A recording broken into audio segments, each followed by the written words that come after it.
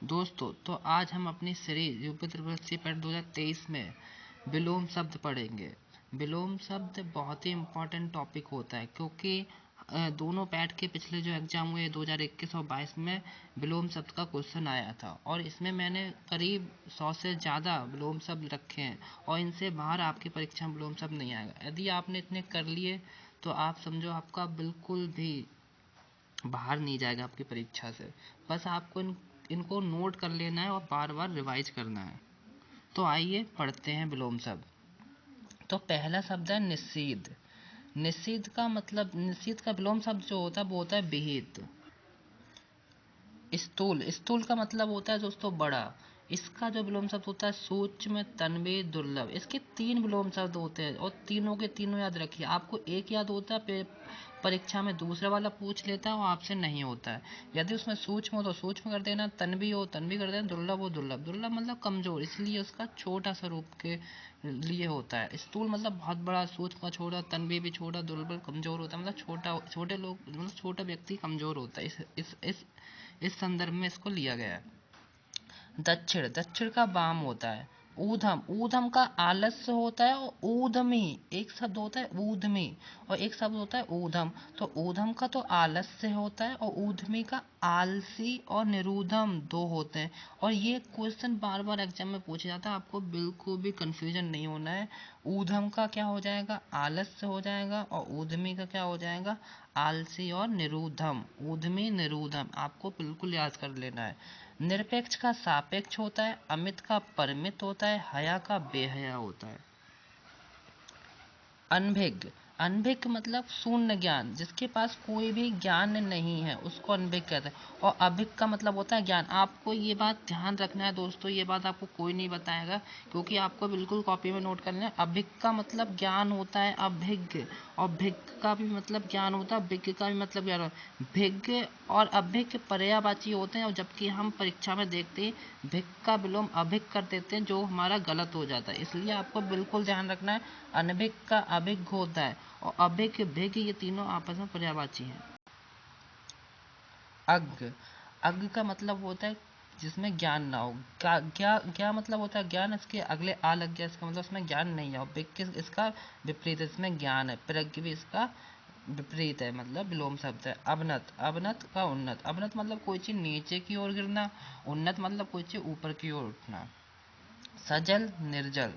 सम्मान, विशिष्ट। परमार्थ, स्वार्थ। ये परमार्थ और स्वार्थ, ये वाला बहुत ज्यादा इंपॉर्टेंट है। परमार्थ का विलोम शब्द क्या होता है, स्वार्थ। परमार्थ, स्वार्थ। स्वार्थी कोई व्यक्ति होता है ना, वही स्वार्थ होता है। और परमार्थ। तो संकीर्ण, संकीर्ण मतलब कतई सिकुड़ा हुआ, सुकुड़ा हुआ बिल्कुल। और विस्तीर्ण मतलब फैला हुआ। तो संकीर्ण का विस्तीर्ण, संकीर्ण का विस्तीर्ण। अनुरक्ति, अनुरक्ति का क्या होता है, विरक्ति होता है। संधि का, संधि लिखाइए दोस्तों, संधि, संधि का विग्रह होता है। और बताइए, तो समास का क्या होता है, समास, जो समास होता है, समास का विलोम शब्द क्या होता है, तो जो समास होता है उसका विलोम शब्द होता है व्यास। क्या होता है दोस्तों, व्यास। ये बात आप ध्यान रखना।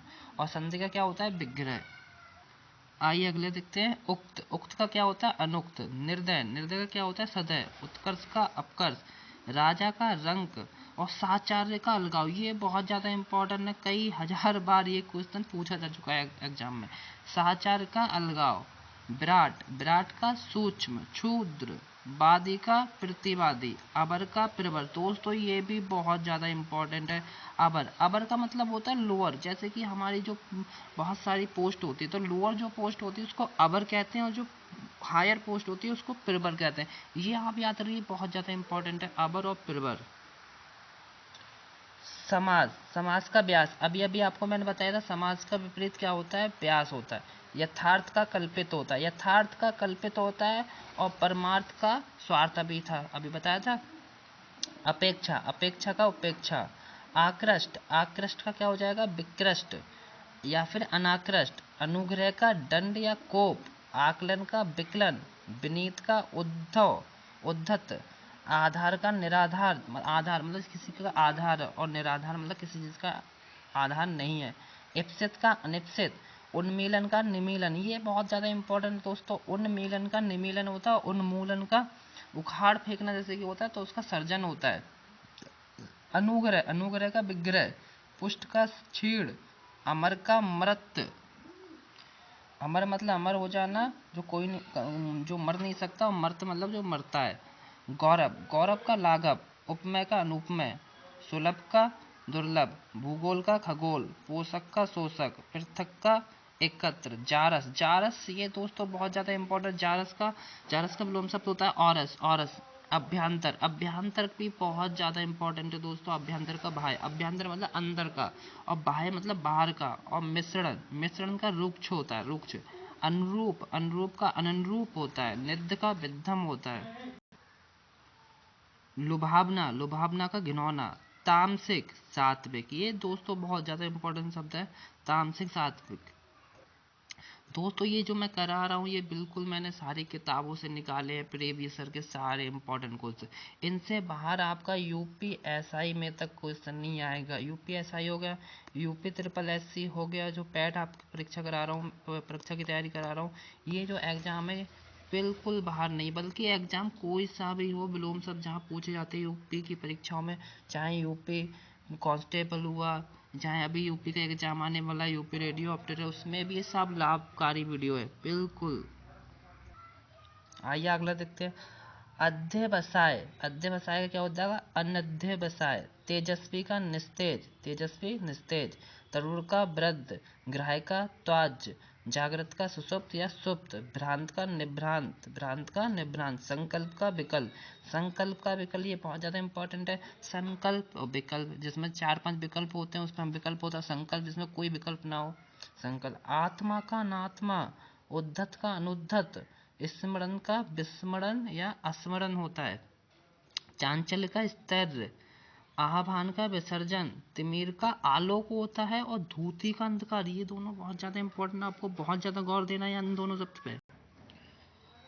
उत्पत्त्या अधिपत्या, पाश्चात्य पौरस्त, अपव्यय मितव्यय। मितव्यय का दोस्तों मतलब होता है सोच समझ कर खर्च करता है।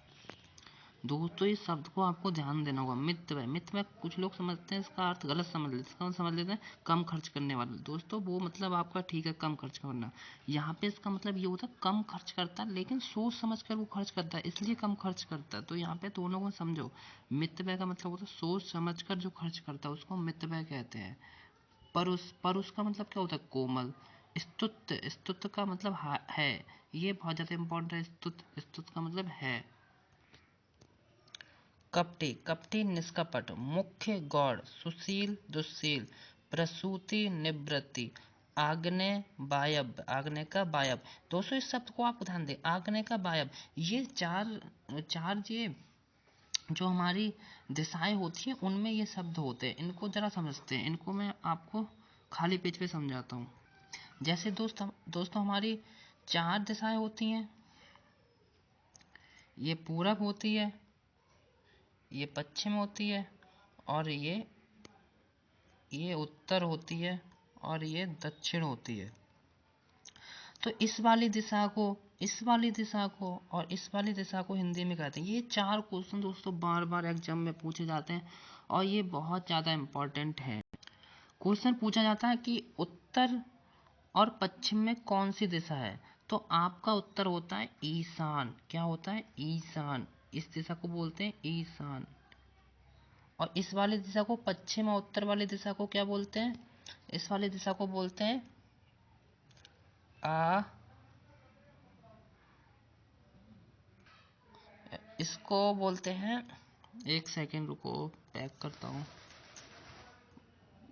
वायव्य। जो अभी हमने देखा था वायव्य, वायव्य। और जो पश्चिम और दक्षिण की दिशा है उसको क्या कहते हैं दोस्तों? ये आपको बहुत ही ध्यान से देखना है। नैऋत्य कहते हैं। और ये जो पश्चिम और दक्षिण वाली दिशा है इसके लिए क्या कहते हैं? इसलिए इसके लिए कहते हैं आग्नेय। तो ये चारों दिशाएं। अब वहां पे जो वायव्य का पूछा गया था, वायव्य, वायव्य का विलोम पूछा गया तो आग्नेय। अगर ईशान का विलोम पूछा जाएगा तो नैऋत्य हो जाएगा। तो ये कंसेप्ट दोस्तों आपको समझना होगा। ये 4 दिशाएं बार बार पूछी जाती हैं। यहाँ से 4 क्वेश्चन वो तैयार होते हैं, और 2 क्वेश्चन ये। आपके 6 क्वेश्चन बहुत ही अच्छे तैयार होते हैं, क्योंकि ये बार बार लोग भूल जाते हैं। इसको याद करना बहुत ही बढ़िया से आपको नोट बना लेने इनके। आइए आगे देखते हैं। अभिसरण, अभिसरण का अपसरण, आपूर्ति का रिक्त, अनंत का समीप या शांत, अपशेष का निशेष, नीरस का सरस, ओजस्वी का कांतिहीन, और कांतिहीन को क्या कहते हैं? निस्तेज कहते हैं। और निस्तेज का विलोम अभी हमने क्या पढ़ा था? निस्तेज का क्या पढ़ा था? तेजस्वी, तेजस्वी। तो आपको ये समझना होगा, निस्तेज का विलोम शब्द क्या होता है? तेजस्वी। और जो निस्तेज का, निस्तेज को क्या कहते हैं? कांतिहीन। और कांतिहीन का विलोम शब्द क्या होता है? ओजस्वी। तो ये बातें आपको, ये बहुत छोटी छोटी बातें आपको ध्यान रखनी है। इनमें बहुत आपको जो परीक्षा लेने वाले होते हैं बहुत ज़्यादा आपको हेल्प करता है छोटी छोटी बातों में। आप गलत करके आते हैं। सरल टॉपिक है लेकिन आपको बहुत ध्यान से करना है। आपने अगर इस वीडियो के नोट्स बना लिए, उनको बार बार रिवाइज कर लिए, तो समझो आपका यूपी के किसी भी एग्जाम में हिंदी पूछा थी, वहां पे विलोम शब्द गलत नहीं होगा।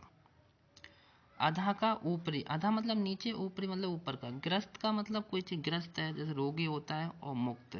रुग्ण का स्वस्थ, हास्य का रुदन, विपत का संपत, सदैव का वृद्ध, ये एक तो कई बार पूछा गया है, सदैव का वृद्ध। गरल का सुधा, अबनी का अंबर, चप्पल का गंभीर। लास्ट स्लाइड देखते हैं दोस्तों।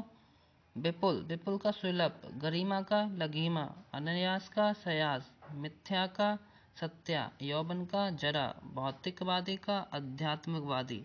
ईलोक का परलोक, दोस्तों इसको समझो। ईलोक का क्या होता है? परलोक होता है, जबकि अहलोक का क्या होता है? पारलौकिक होता है। इनको आपको समझना है। लजीला का बेसरम, प्रफुल्ल का मिलान, अर्वाचीन का प्राचीन, औदर्य का अनौदर्य, संकित का निसंक, चिरंतर का नस्वर, चिरंतर मतलब जो सदैव रहता है, नस्वर मतलब जो नाश हो जाता है। उत्तरी का अधोवस्त्र, उत्तरी, उत्तर ऊपर के वस्त्र, और अधोवस्त्र मतलब नीचे जो पहने जाते हैं, हमारी पैंट वगैरह जो होती है वो अधोवस्त्र होती है। उत्तरी वस्त्र जो होती है हमारी सेट होती है। आकाश का पाताल, ये दोस्तों याद रखना, आकाश का पाताल ही होता है, कुछ और मत लगा देना। हर्ष का विषाद, उथला का समतल, ये भी याद रखना। उथला का समतल होता है, और गहरा का छिछला होता है। उथला का समतल, गहरे का छिछला। दोस्तों मैंने आपको एक एक करके लिखा ही है, कहीं आपको इकट्ठे इकट्ठे क्वेश्चन नहीं मिलेंगे जिससे आपको कंफ्यूजन होती है। आप गहरे का समतल कर देते हैं, कभी उथला का छिछला करते हैं, ये दोनों को डिफरेंस में रखिए। उथला का समतल होता है, और गहरा, गहरे का छिछला विलोम होता है। अनुज का धनुष, मूर्धनी का जीवंतता, और पूर्ववर्ती का परवर्ती। तो दोस्तों ये करीब आपके 140 के आसपास विलोम शब्द से, और बहुत बार पूछे गए हर एग्जाम में। इस वीडियो को बनाने में मेरी बहुत ज़्यादा मेहनत लगी है दोस्तों, तो इसलिए मैं चाहता हूँ आप इस वीडियो को लाइक करें और शेयर करें, हमारे चैनल को सपोर्ट करें सब्सक्राइब करके। अगर आप इसी हैंड राइटिंग नोट में कोई और टॉपिक पढ़ना चाहते हैं तो आप बताइए, वरना मैं तो यूपी ट्रिपल एससी की पूरी सीरीज करवा ही रहा हूँ। थैंक यू दोस्तों।